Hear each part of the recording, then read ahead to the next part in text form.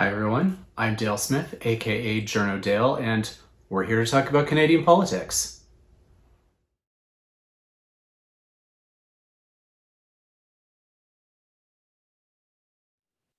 All right, I'm here this week with Carleton University's Professor Stephanie Carvin, and she is a top national security expert in the country. And what I thought we would talk about this week is this cyber attack that happened in Newfoundland. And partially why I'm really interested in this is because I wrote a piece for the CBA's National Magazine a few months ago about whether we should make it illegal to pay ransoms in these kinds of attacks. So I thought we could have a chat about what this is signifying about Canada's digital infrastructure and what we need to think about around it. So, Stephanie.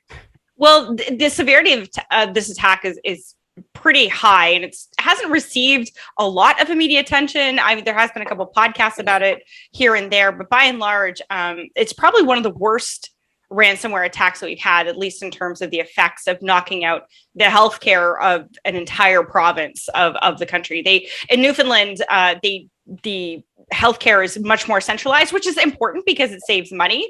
Yeah. It helps reduce the number of staff that you need. It actually, in some ways, can make it more secure because you can ensure that everyone has the same level of cybersecurity.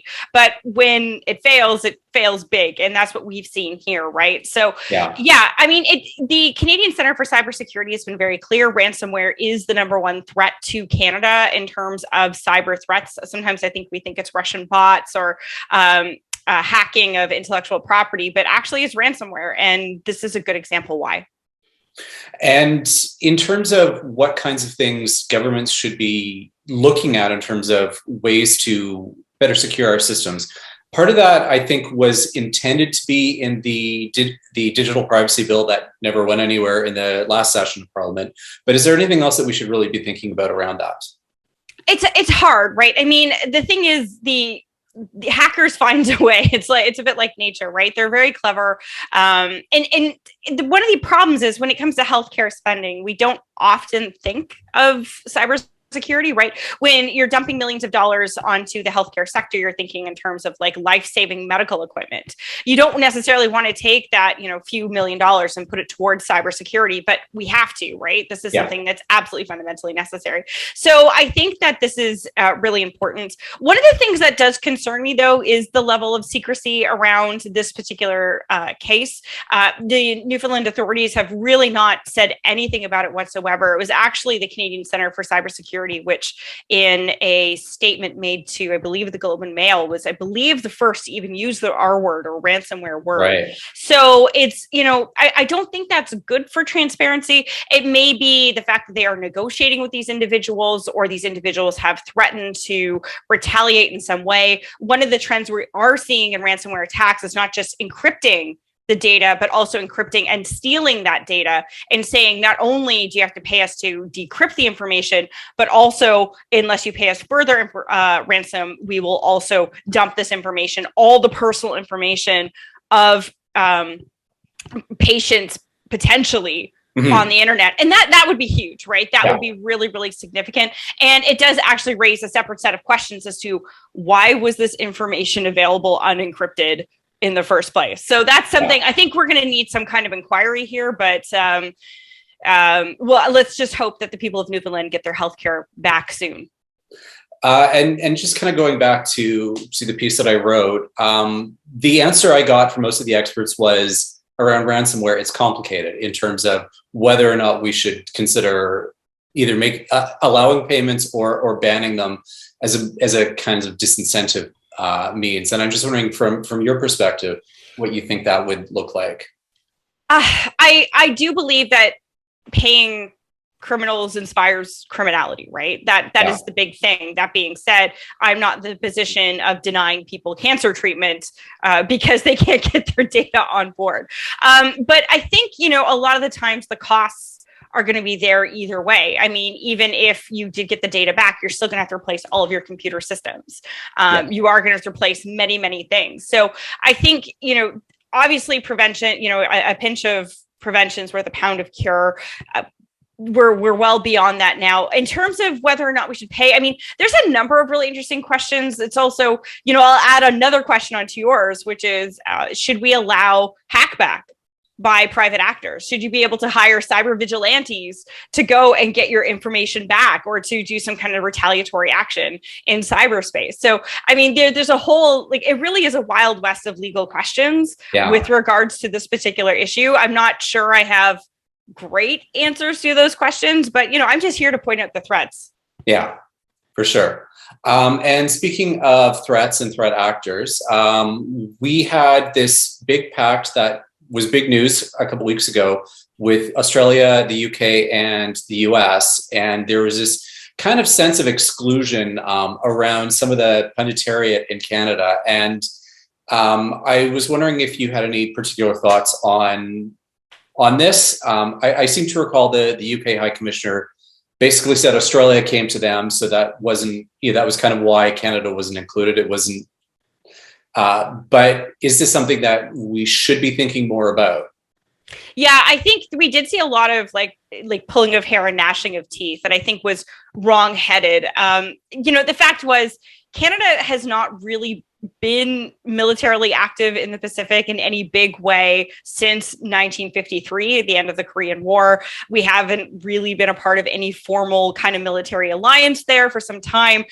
We don't really have a ton of, Navy right now. And recently, to be fair, we did make a big point of sending ships through the Taiwan Strait, right? Trying to protect freedom of navigation. And I have read pieces about us being part of the patrols around North Korea. But, exactly. Right. So, I mean, all of this is kind of the stuff we're doing, but we haven't really been a big part of the military scene there for some time. Now, we can have a debate over whether or not that's a good thing, but that's the reality of it. And I don't, this is a sub deal. I don't, this particular deal, I'm kind of like, okay, I don't think we have to worry about this in particular, but the lesson there is a lesson we should be taking from this, which is that America is looking for its allies who do things, right? Australia came to it.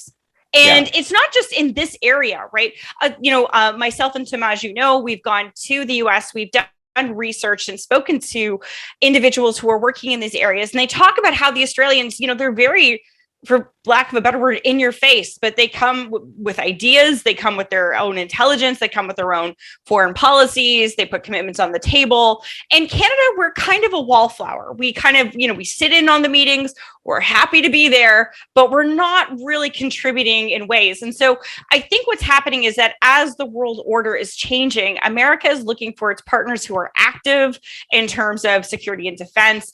And it doesn't at all surprise me that when Australia came to it and said, hey, can you help us with our sub issue?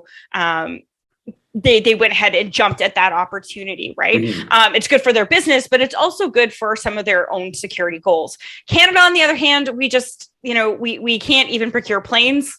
We've been trying to procure planes since, I was in high school. And it's, and let me assure the audience, that was a long, long time ago. I think that this is just indicative of the fact that, we don't have a clear foreign policy. We don't really, we aren't showing up in the way that I think that we need to.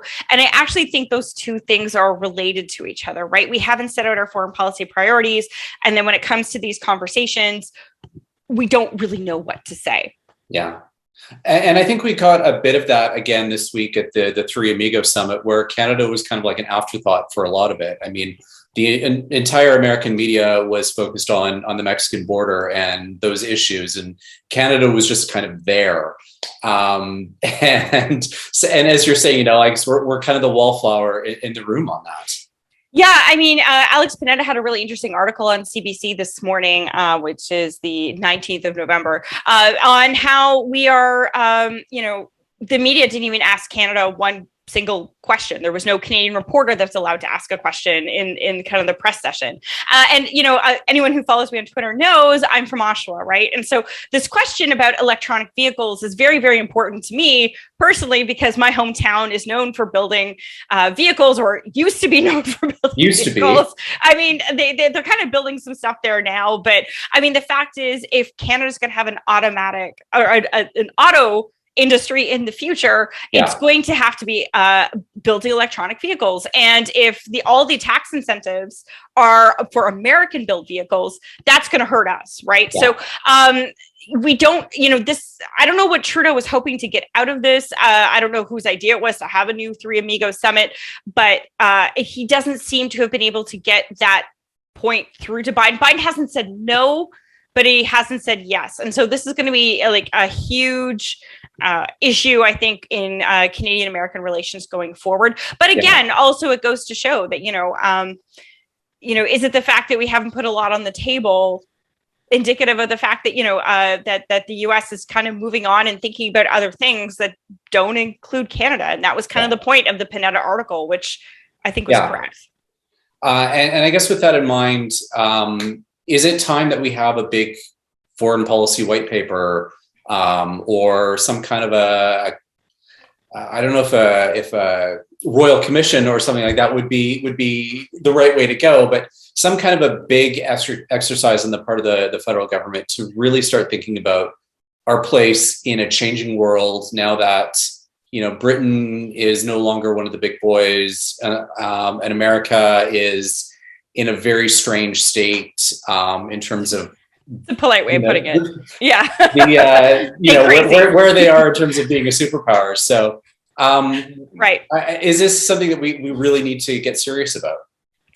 Yes. And it was something we should have been serious about from, the Trudeau government should have been serious about from day one. I mean, even if they had kind of a rosy-eyed visions of the world with regards to India and China, something that I think's now been corrected on both fronts, they should have articulated a foreign policy. And I think there's this sense that this foreign policy is just something we can wing, right? It's something we react to. It's not something that we don't set goals to. And that's a really bizarre thing. I mean, we're the only G7 country not to really have a foreign policy, right? And not only, and then I think there's also this idea in Canada that okay, we all sit down, we come up with a foreign policy, we write the document, and then we forget about it 10 years.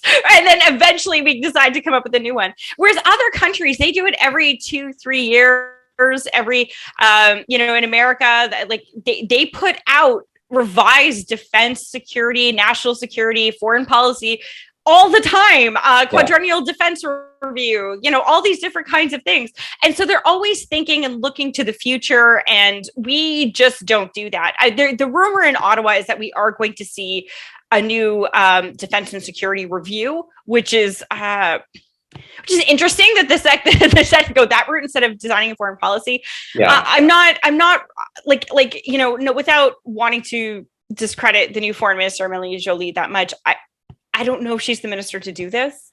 And her appointment to me signaled the fact that this is probably not likely to happen. What we are now expecting to see, interestingly enough, is an Asia Pacific / Indo-Pacific, big controversy as to what we call it, right? What do we include China in or not? Foreign policy. And apparently, the rumors are, again, that this is something that's come under the pressure of our allies, the fact that they want to know how we're going to be engaging with China. They're tired of guessing. Between you and me and the internet, I have a cottage industry where I meet with diplomats. They buy me lunch and they ask me, what's up with Huawei or what's up with China and Canada? And I say, I don't know, but this chicken's delicious. So that is, and that's the reality of it, is that our allies don't know what we're doing. And I think there's this real belief in Canada that we don't have to signal to our allies what our intentions are. And that's such a mistake. And, but someone said, well, you can't justify to a minister why we should have a policy because our allies care. Actually, yes, you can.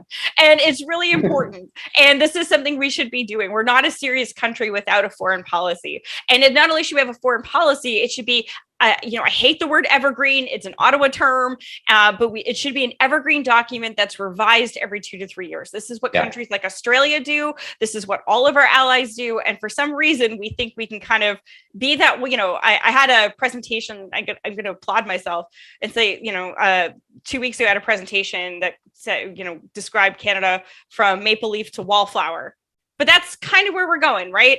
We need to just assert our views, and not in a way that's vague. We should be specific about it. Yes, it's not going to win votes, but it is going to help us in the long run on issues that are going to get us votes, like jobs in the electric vehicle sector.